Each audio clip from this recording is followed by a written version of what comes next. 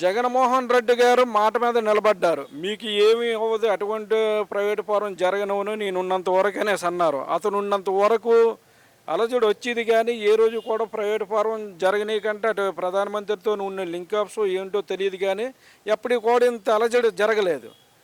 ఈ అలజడి జరగక ఆ టైంలోనూ ఉద్యమాలు చేసేటోడు పవన్ కళ్యాణ్ గారు, చంద్రబాబు నాయుడు గారు, మేము కానీ వస్తే ఇది ప్రైవేట్ ఫారం అవ్వదు, దీన్ని కాపాడుకుంటే బాధ్యత మాది, మమ్మల్ని నమ్మి ఓటు వేయండి అనేసి ఆ రోజు చంద్రబాబు నాయుడు గారు అలాగే పవన్ కళ్యాణ్ గారు అడిగితే అటు ఇటు చూడకుండా గాజువాక ప్రజలందరికీ కూడా ఏకతాటి మీద పల్లా శ్రీని గారిని రాష్ట్రంలో అత్యధిక మెజార్టీతో గెలిపించిన పిమ్మట అతను అతని ఆలోచన ఏమిటో తెలియదు కానీ ఈ Visakha steel plant private form చేయడానికి మొదటి కంకణం కట్టుకునే వ్యక్తిగా అతని ముందున్నట్టుగా ఉన్నాడు. అంటే అతని మాటలు చూస్తుంటే